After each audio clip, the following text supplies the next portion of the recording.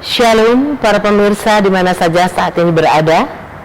Kita sangat senang sekali karena hari ini kita akan meneruskan pendalaman firman Tuhan kita tentang roh nubuat. Dan pada saat ini kita akan memasuki pelajaran episode yang keempat. Seperti biasa kita akan ditemani oleh Bapak Pendeta Elisa Gultom. Shalom Pak Pendeta. Shalom Bu.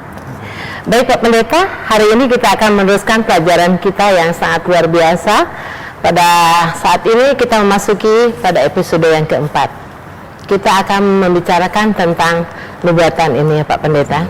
Pak Pendeta, bagaimana kalau kita akan mengulangi lagi pelajaran yang sepintas yang lalu, itu bagaimana pernyataan lebih dahulu dari Yesus tentang hari kematian dan hari kebangkitannya dari kubur. Iya Bu, terima kasih. Sebagaimana yang kita sudah pelajari pada pertemuan kita yang terakhir itu, ya, kita sudah melihat melalui nubuatan bahwa Yesus akan pergi ke Yerusalem dan dia akan dianiaya dan dibunuh, tetapi kemudian dia akan bangkit pada hari yang ketiga. Ya. Itu sudah dinubuatkan.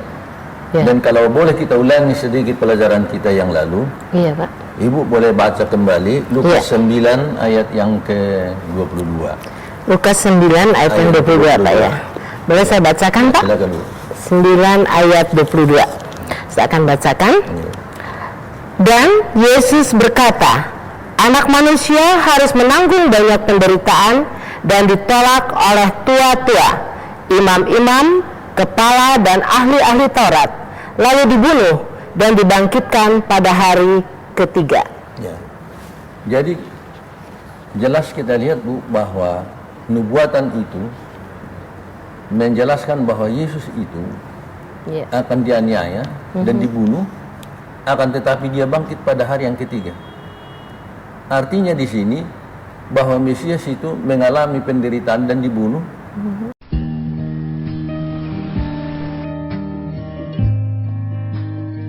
Every hour of every day, someone, somewhere is praying for the outpouring of the Holy Spirit.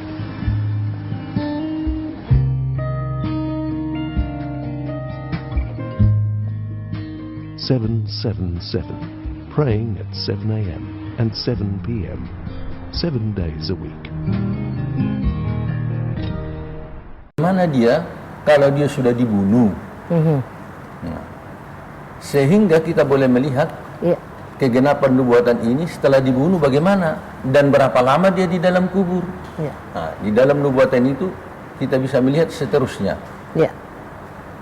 Jadi nubuatan itu mengatakan tentang lamanya Yesus dalam kubur itu ya Pak ya. Lamanya. Itu kita bisa lihat ya Pak. Ya, dalam nubuatan juga dikatakan kalau begitu berapa lama dia di dalam kubur. Nubuatan berkata, kalau kita boleh baca Bu, nubuatan tentang itu di dalam Mazmur 16 ayat yang ke-10. 16 ayat yang ke-10. Berapa lama dia? Bagaimana nubuatan tentang Mesias itu kalau dia sudah dibunuh? Mazmur 16 ayat yang ke-10. Boleh saya bacakan ya Pak ya? Mazmur 16 ayat yang 10. Sebab engkau tidak menyerahkan aku ke dunia orang mati, dan tidak membiarkan orang kudusmu melihat kebinasaan. Jadi orang kudus itu, orang kudus Tuhan itu adalah Mesias itu tidak dibiarkan dia di dalam kebinasaan. Kalau di dalam salinan bahasa Inggris disebut tidak dibiarkan dia sampai membusuk. Dikatakan not will you let your holy one see this day. Jadi tidak sampai busuk. Berarti kalau dia juga mati tidak sampai busuk dalam kubur. Dan memang pada hari ketiga sudah bangkit. Cuma tidak disebut harinya, tetapi disebut tidak sampai tidak sampai busuk. Jadi inilah kegenapan yang kita sudah baca tadi Bu dalam Lukas 9 ayat 22 itu. Dia dibunuh dan pada hari yang ketiga akan dibangkitkan juga. Nah, inilah kegenapan nubuatan yang luar biasa tentang aniaya, penderitaan, dan akhirnya dia dibunuh, tetapi akhirnya dia bangkit pada hari yang ketiga. Oke, Pak, pertanyaan yang berikut di sini, kalau boleh, tampaknya Pak ya, Bapak boleh jelaskan bagaimana peristiwa kebangkitan Yesus tentang Mesias itu Pak. Nah, kita membaca Alkitab bahwa Mesias itu Ya. setelah dibunuh dia bangkit pada hari ketiga. Dijelaskan bagaimanakah cerita kebangkitan itu, dijelaskan di dalam buku Injil Ya. Lukas 23 ayat 50 Ya. sampai 54.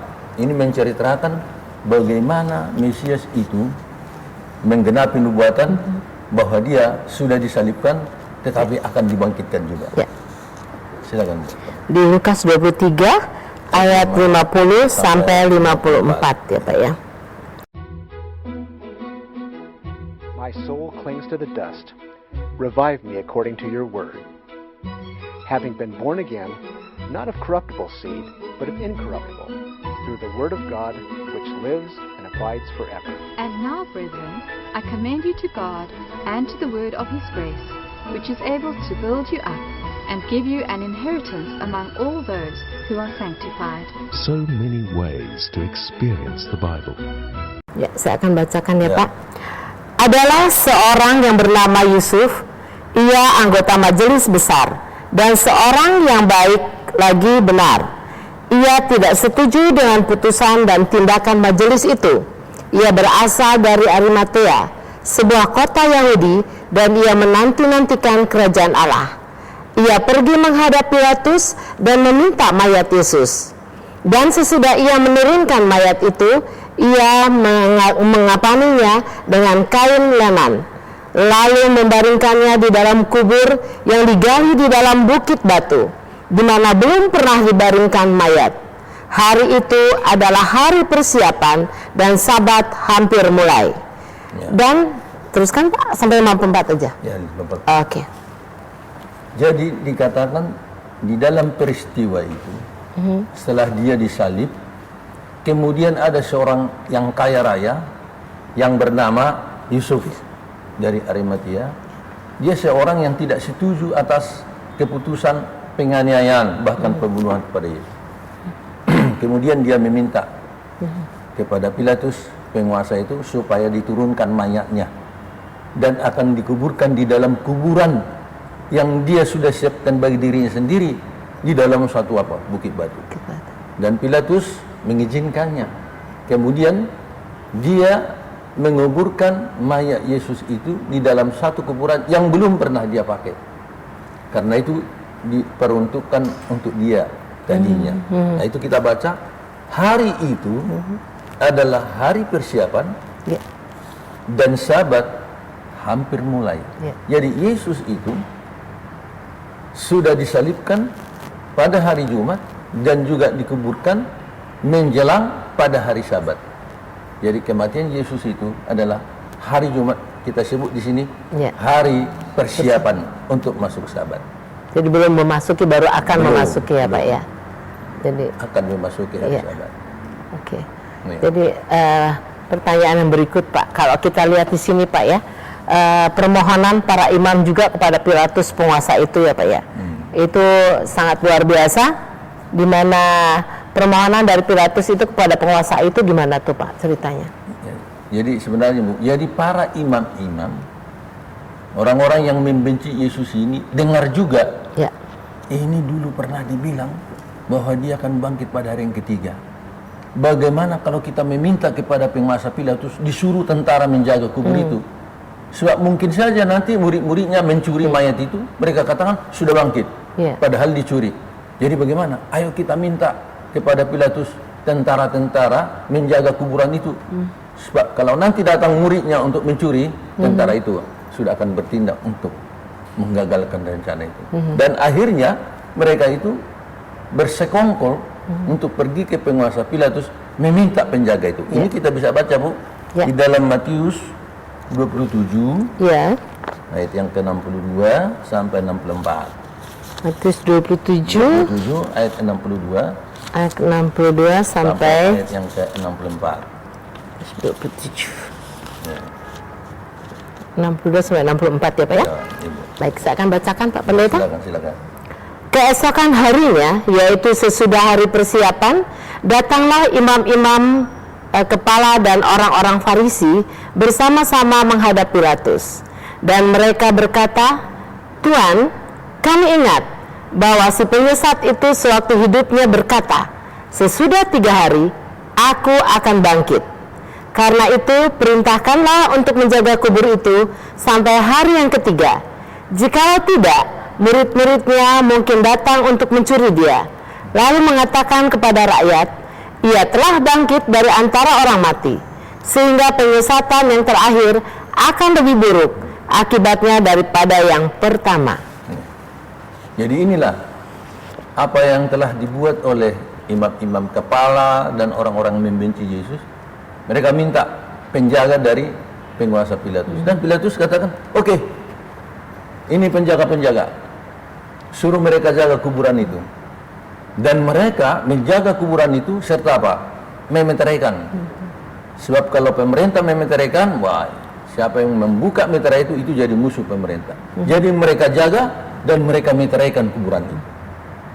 Akan tetapi nubuatan mengatakan dia akan bangkit pada hari yang ketiga. Nah, sekarang kita melihat peristiwanya. Apakah memang dijaga kuburan itu sehingga tidak dicuri oleh murid-murid Yesus atau bagaimana? Nah, nubuatan itu sudah mengatakan dia tidak akan dibiarkan dalam kubur sampai apa? Mengalami pembusukan. Nah, ini kita bisa lihat di dalam Lukas 9:22 tadi, nubuatan ini kita ulangi dulu sedikit. Lukas 9 ayat 22 ya Pak ya, kita ulangi ya Pak ya. Kita ulangi sedikit lagi. Oke. Saya bacakan Pak di sini. Silakan. Lukas 9 ayat 22. Iya. Dan Yesus berkata, Anak manusia harus menanggung banyak penderitaan dan ditolak oleh tua-tua, imam-imam, kepala dan ahli-ahli Taurat, lalu dibunuh dan dibangkitkan pada hari ketiga. Nah, Yesus sendiri tahu bahwa dia akan dianiaya, disiksa, dibunuh, dan disalibkan, tetapi akan bangkit pada hari yang ketiga. Sekarang kita melihat bagaimana peristiwa kebangkitan itu. Kita akan lihat di dalam Injil Matius 28 Bu ya. Iya. Matius 28 ayat 1 sampai 4. ke 4. Matius siapa ya? Matius 28 ayat 1 dan ke-4. Iya. Saya bacakan Pak Pendeta. 1 sampai 4. Iya. Ya. Setelah hari Sabat lewat, menjelang menyingsingnya fajar pada hari pertama minggu itu, pergilah Maria Magdalena dan Maria yang lain menengok kubur itu. Maka terjadilah gempa bumi yang hebat, sebab seorang malaikat Tuhan turun dari langit dan datang ke batu itu dan mengulingkannya, lalu duduk di atasnya. Wajahnya bagaikan kilat dan pakaiannya putih bagaikan salju. Dan penjaga-penjaga itu gentar, ketakutan, dan menjadi seperti orang-orang mati. Jadi kita lihat di sini, pagi-pagi pada hari Minggu setelah hari Sabat, maka turunlah seorang malaikat dari sorga. Begitu malaikat itu datang, semua penjaga-penjaga itu bagaimana dikatakan? Seperti orang mati. Ayat 4 Bu. Ya. Penjaga-penjaga itu gentar, ketakutan, menjadi seperti orang mati. Tidak bisa bergerak apa-apa. Dan kemudian malaikat itu menggulingkan batu itu. Ya. Dan kemudian Yesus bangkit. Ya. Dan para penjaga itu seperti orang mati. Nah sekarang ayat yang ke-7 katakan, segeralah pergi katakan kepada murid-murid bahwa ia telah bangkit dari antara orang mati. Ia mendahului kamu ke Galilea. Di sana kamu akan melihat dia. Sesungguhnya aku telah katakan kepadamu. Kata siapa? Malaikat itu. Namun setelah peristiwa kebangkitan ini, tentara-tentara itu melapor kepada imam-imam. Karena imam-imam sudah katakan jaga baik-baik, jangan sampai apa? Dicuri. Oke, Pak Pendeta, di sini sangat luar biasa. Kita akan menggali kembali pelajaran tentang nubuatan ini ya Pak ya. Tapi Pak Pendeta, kita akan mungkin sesaat break dulu karena ada yang akan lewat yang satu ini.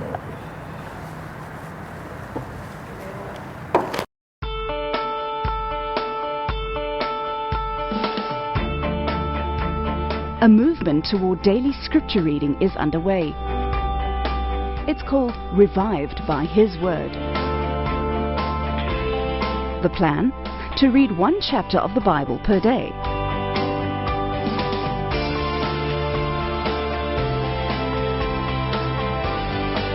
The goal? To direct the attention of participants to the importance of knowing Jesus through His Word.